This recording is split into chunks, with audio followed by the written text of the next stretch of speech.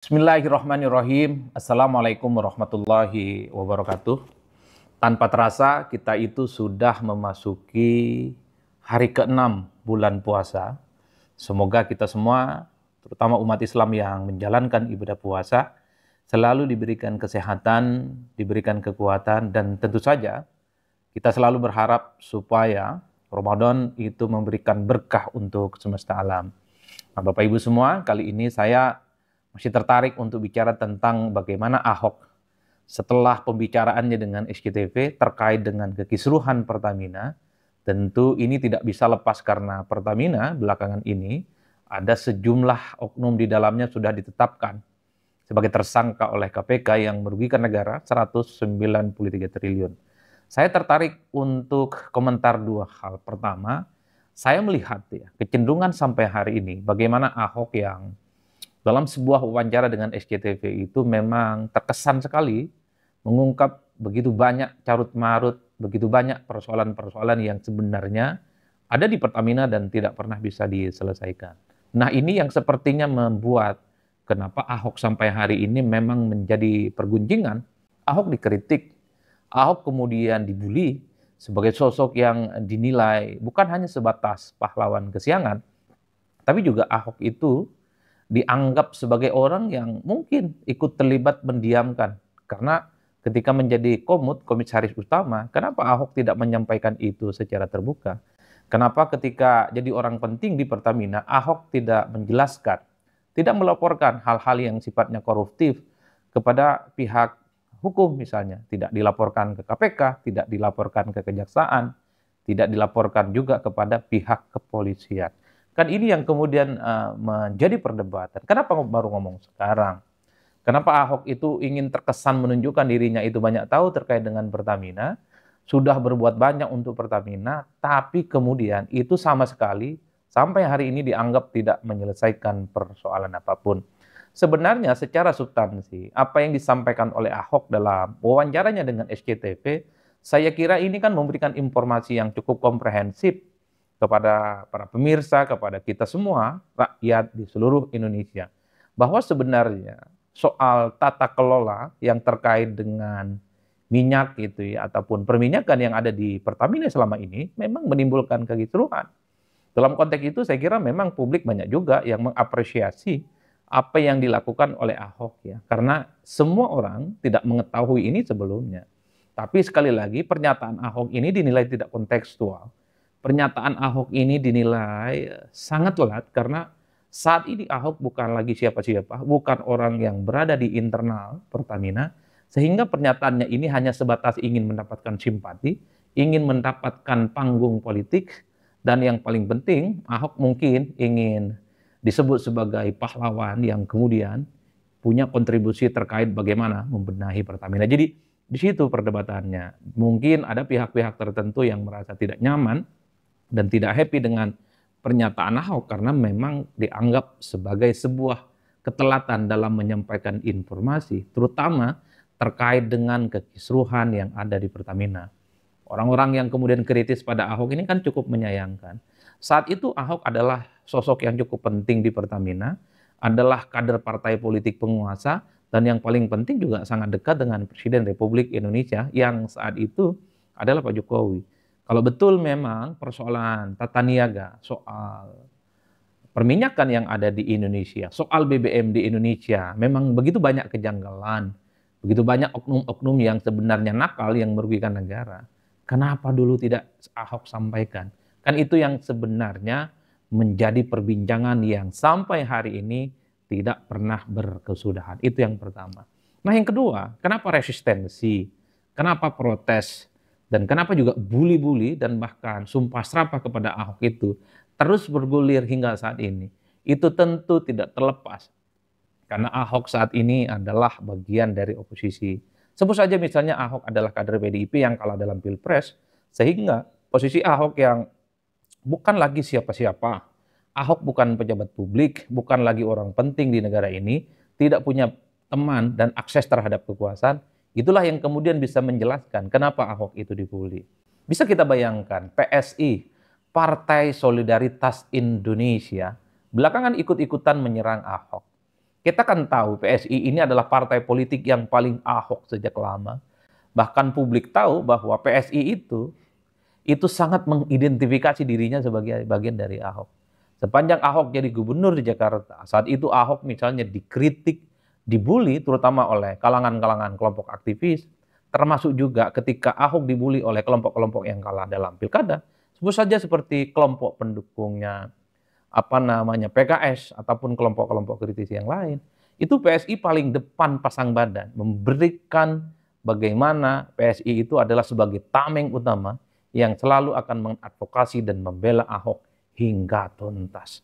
Bahkan dalam banyak hal, nafas perjuangan PSI itu adalah terinspirasi dari statement-statement dan manuver yang kemudian dilakukan oleh Ahok. Tapi hari ini cukup naif. Ahok seakan-akan berjalan di tempat yang sunyi. Ahok itu seakan-akan tak lagi punya teman. Orang yang dulu, partai yang dulu paling Ahok sekalipun, secara perlahan juga mengkritik Ahok secara terbuka. PSI juga mengkritik, kenapa Ahok baru ngomong sekarang terkait dengan kekisruhan Pertamina. Ahok juga dikritik oleh PSI, dianggap tidak ikut bertanggung jawab, bahkan cenderung membiarkan praktik-praktik koruptif yang ada di Pertamina. Terutama ketika Ahok menjadi komut yang kemudian secara signifikan posisinya cukup strategis untuk mengungkap bagaimana kekisruhan yang ada di internal Pertamina. Itulah PSI yang kita tahu. Apa yang kemudian bisa kita jelaskan? Ini tentu tidak terlepas karena Ahok saat ini adalah kalah dalam pemilu, bagian dari partai yang kalah pilpres dan tidak punya teman penguasa. Jadi PSI yang dulu sangat akrab dengan Ahok sekalipun menjadi sosok, menjadi partai yang paling terdepan, memberikan serangan-serangan agresif kepada Ahok. Yang ingin saya katakan adalah bahwa dalam politik kita memang tidak pernah kita mengenal apa yang disebut dengan pertemanan dan permusuhan secara abadi.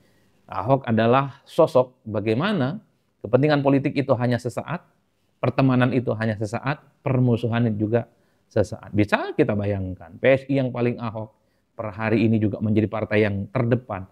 Membuli Ahok dinilai sebagai sosok yang tidak bertanggung jawab. Oleh karena itu, kalau kita mau kita iris satu persatu, inilah yang kemudian membuat kenapa begitu banyak orang, kenapa membuat begitu banyak partai politik tidak mau jadi oposisi. Dia akan jadi sasaran bully-bulian, dia akan jadi sasaran untuk selalu diserang, dan yang paling penting akan disebut sebagai orang yang pastinya dianggap tidak NKRI, tidak Pancasilais, pahlawan kesiangan, dan seterusnya, dan seterusnya. Itu artinya apa? Berada di luar kekuasaan itu memang tidak enak dan tidak nyaman. Sering diserang dan syukur kalau tidak dilaporkan kepada pihak yang berwajib. Karena mungkin dianggap mencemarkan nama baik, dianggap menimbulkan keseruhan, dan seterusnya, dan seterusnya. Jadi tidak mengherankan kalau kita melihat pemilu sejak dilaksanakan secara langsung ya 2004, 2009, 2014, 2019, 2024 yang terbaru. Partai-partai yang kalah dalam pemilu, mereka-mereka yang dulu berseberangan secara politik ketika kalah, lebih cenderung ingin menjadi bagian dari kekuasaan politik. Ini tentu tidak terlepas, karena memang menjadi oposisi berada di luar kekuasaan, itu penuh dengan resiko. Dan yang paling penting ternyata, sikap politik seseorang, sikap politik partai, itu tentu tidak bisa dilepaskan di mana letak posisi politiknya saat ini. Karena PSI bagian dari koalisinya Prabowo, padahal PSI dulu paling depan, paling agresif memberikan rapot merah kepada Prabowo Subianto, tapi hari ini kan PSI paling Prabowo dari Prabowo Subianto. Itu kan menegaskan satu hal bahwa sebenarnya posisi politik itu menentukan bagaimana sikap partai itu dilakukan kepada siapapun. Karena PSI menjadi bagian dari koalisi pemerintah. Karena PSI lebih memilih bersama dengan Jokowi yang berkoalisi dengan Prabowo Subianto. Jadi setiap apapun yang dinilai kontroversial, menyerang pemerintah, merugikan kekuasaan, maka dia akan mendapatkan serangan balik. Dan ini yang terjadi pada Ahok yang kemudian juga dikritik oleh PSI. Kita kan tidak pernah mendengar bagaimana PSI sikap politiknya, soal sikap-sikap kritisnya misalnya terkait dengan makan bergizi gratis, kenaikan PPN 12%, dan kebijakan-kebijakan lain pemerintah hari ini yang sebenarnya itu tidak semuanya itu dinilai sebagai yang pro dengan kerakyatan. PSI senyap, PSI gelap gulita, PSI tidak pernah memberikan resultante sebagai sebuah partai politik yang bersama dengan rakyat. Tiba-tiba PSI muncul memberikan statement politik dan menyerang Ahok. Menyayangkan Ahok kenapa baru sekarang bicara tentang kekisruhan yang ada di Pertamina. Itu yang saya sebutkan, posisi politik itu menentukan bagaimana seseorang dan partai politik itu bersikap. Oleh karena itu, jangan mengherankan kalau begitu banyak kebijakan-kebijakan politik hari ini dan di masa-masa yang akan datang, kontroversial, dia merugikan rakyat, mungkin juga potensial akan merugikan seluruh rakyat di Indonesia. Jangan pernah berharap akan ada orang, akan ada partai politik untuk memberikan sikap yang kritis, karena mereka itu satu barisan, satu kubu dan satu kolam dengan kekuasaan. Begitupun sebaliknya, orang-orang yang berada di luar kekuasaan, kecewa dengan proses politik 2024, ataupun mereka yang kemudian meyakini bahwa pemilu di 2024 itu penuh dengan kecurangan, pastinya posisi politik mereka akan sangat kritis kepada pemerintah. Jadi segala apapun yang diperbuat oleh pemerintah pasti salah. Segala kebijakan-kebijakan apapun yang dibuat oleh pemerintah, sekalipun kebijakan pemerintah itu pro dengan rakyat, demi kepentingan masyarakat yang di bawah, pastinya salah dan dianggap tidak benar. Yang ingin saya tegaskan adalah standing position secara politik, berada di mana kaki-kaki politik kita, itu akan menentukan sejauh mana kita akan memberikan sikap dan respon terhadap politik. Kalau kaki kita hari ini berada di barisan politik pemerintah, maka Ahok akan menjadi sasaran orang yang juga akan diserang dan dianggap dibully, karena Ahok ini adalah pahlawan kesiangan. Itu posisinya. Tapi pada saat yang bersamaan, kalau kita berada di luar kekuasaan, bagian dari kelompok-kelompok kritis dan pro-demokrasi mungkin akan menjadi bagian dari pendukung Ahok. Bahwa sebenarnya apa yang disampaikan Ahok itu tidak ada yang salah. Apa yang disampaikan Ahok itu adalah fakta-fakta empirik, penuh dengan pengalaman bagaimana Ahok yang pernah jadi orang penting di internal Pertamina memberikan informasi yang urgen yang mestinya ini dijadikan sebagai petunjuk, dijadikan sebagai guidance bagi penegak hukum untuk menindaklanjuti persoalan kerugian Pertamina itu. Jangan-jangan ini melebar ke banyak tempat, melebar ke banyak orang, melebar ke banyak instansi yang mestinya dituntaskan. Jadi itulah yang saya sebutkan, bahwa Indonesia hari ini, kita hari ini adalah bagaimana apa yang kita pikirkan, apa yang kita konsumsi, dan apa posisi kita, itu tentu tidak pernah terlepas bagaimana posisi kita yang sesungguhnya. Termasuk ketika, saya juga termasuk yang kaget, PSI ini speak up terkait dengan pernyataan Ahok. Soal bagaimana Ahok yang tahu terkait dengan kekisruhan yang ada di Pertamina. Nggak pernah muncul dalam pikiran saya. PSI juga memberikan kritik secara terbuka.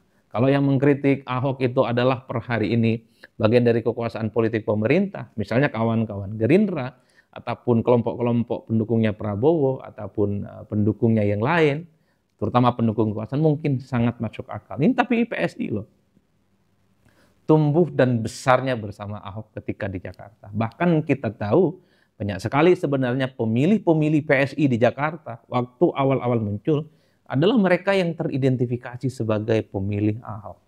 Jadi kenapa PSI agak sedikit besar di Jakarta sejak kemunculannya, itu tidak bisa dilepaskan. Karena sosok Ahok yang kemudian sangat dekat dengan PSI, yang kemudian PSI sangat berhasil mengidentifikasi sebagai bagian penting dari Ahok. Jadi inilah politik kita. PSI paling Ahok sejak lama, atau Ahok yang sangat identik dengan PSI, sekalipun kita tahu Ahok itu adalah kader PDIP, in the end, ternyata memang harus pecah kongsi. Ahok harus menerima realitas politik. Dirinya bukan siapa-siapa di negara ini. Dirinya tak lagi punya teman penguasa di negara ini. Dan partainya adalah partai kalah pemilu. Jadi tidak mengherankan kalau dulu orang yang dekat dengan Ahok secara perlahan bukan hanya meninggalkan, tapi juga mengkritik secara terbuka. So, mari kita maknai politik kita itu biasa-biasa saja. So, mari kita lihat secara komprehensif bahwa semua terkait dengan politik hari ini, itu tentu tidak bisa dilepaskan posisi politik seseorang. Apakah dia berada di kekuasaan, apakah dia berada di luar, itulah yang akan menentukan bagaimana statement, pernyataan, dan gestur-gestur politiknya yang ditampilkan secara terbuka kepada publik. Saya kira di situ